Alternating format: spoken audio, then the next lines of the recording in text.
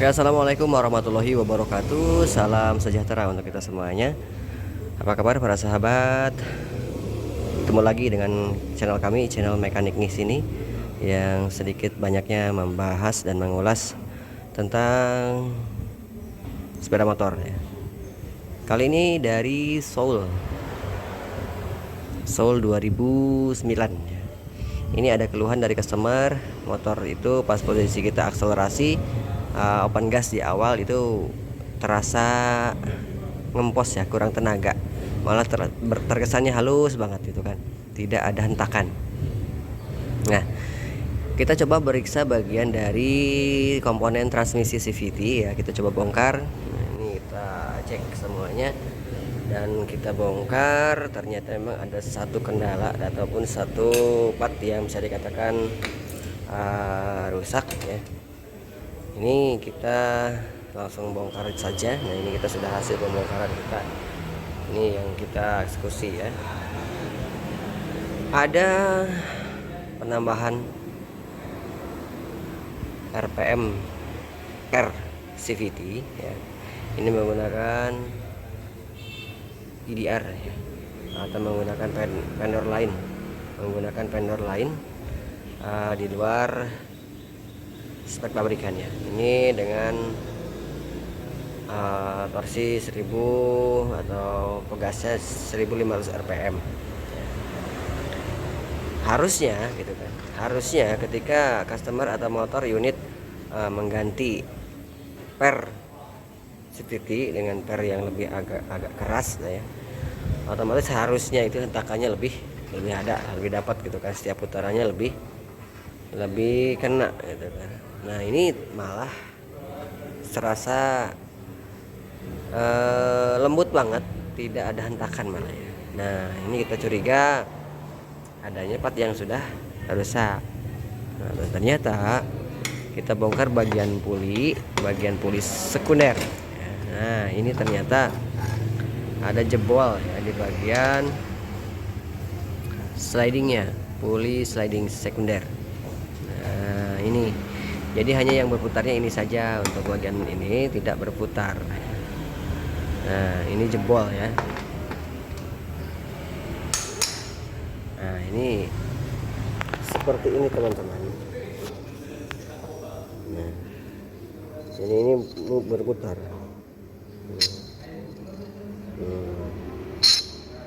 Otomatis tenaganya pasti tidak ada, karena yang berputar hanya bagian puli ini saja, tidak berputar secara keseluruhan. Nah, ini yang menyebabkan motor terasa halus banget, tidak ada akselerasi hentakan yang signifikan ya. Jadi ini kalau sudah begini ya otomatis disarankan untuk melakukan pergantian ya. Ini masalahnya sudah ketemu ya, sudah ada. Nah, ini kita cari penyebabnya apa. Yuk kita cari penyebabnya apa. Oke, salah satu penyebabnya ketika teman-teman atau para owner mengganti atau mengakali bagian versi VT dengan kepegasan yang lebih lebih keras, otomatis banyak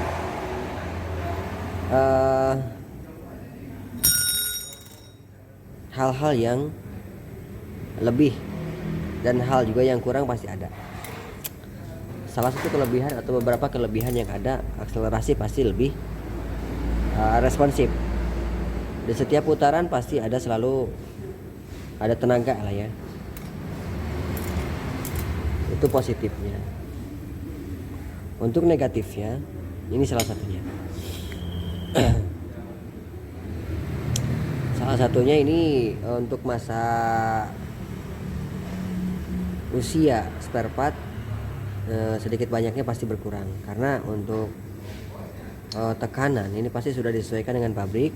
Jadi untuk per standar yang bawaannya itu pasti sudah hasil dari uji coba atau pengetesan terlebih dahulu bahwasannya untuk kekuatan ini ya maksimal ataupun kekuatan per ya disesuaikan. Oke.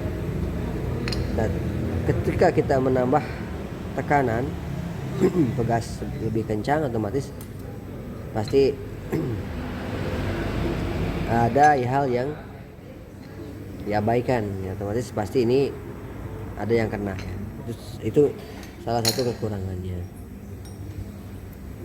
Terus untuk yang selanjutnya, konsumtif bahan bakar pasti lebih meningkat dari ketika kita menggunakan per yang standarnya.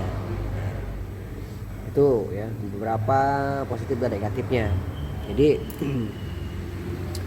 teman-teman jika memang mau melakukan pergantian apapun itu ya, positif dan negatifnya harus dipertimbangkan.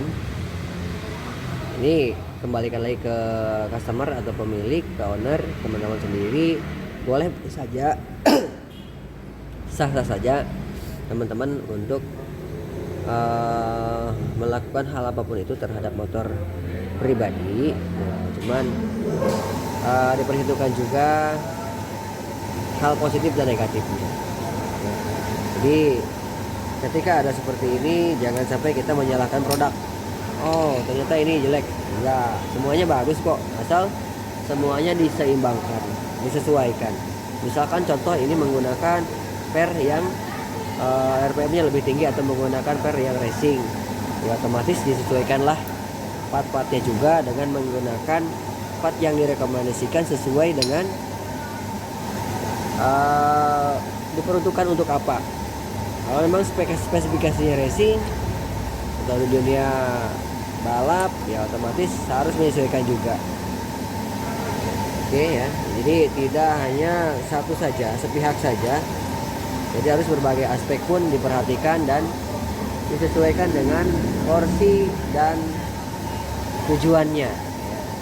Kalau untuk spek harian ubah-ubah dikit nggak apa-apa lah, boleh. Cuma posisinya harus disesuaikan juga supaya hal yang merugikan tidak terjadi di jalan. Contoh seperti ini ya, customer lagi jalan antar keluarga ke dokter, ada biaya tambahan di luar biaya ke dokter, malah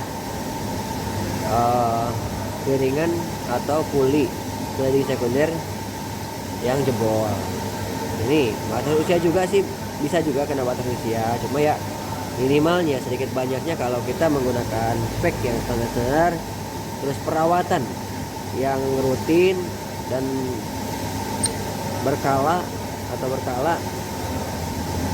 jadi sedikit banyaknya pasti terhindar hal-hal yang merugikan di jalan ya. Oke, itu saja yang bisa kami informasikan ya, bukan berarti menggurui atau bukan berarti menasehati, cuma saling berbagi informasi aja. Ketika ada hal-hal yang kami bisa informasikan, pasti kami informasikan, karena channel ini ya sedikit banyaknya 1%-nya adalah edukatif, tapi yang 99%-nya konten. Itu saja. Sampai ketemu lagi di video kami yang selanjutnya. Akhir kata dari kami, wassalamualaikum warahmatullahi wabarakatuh.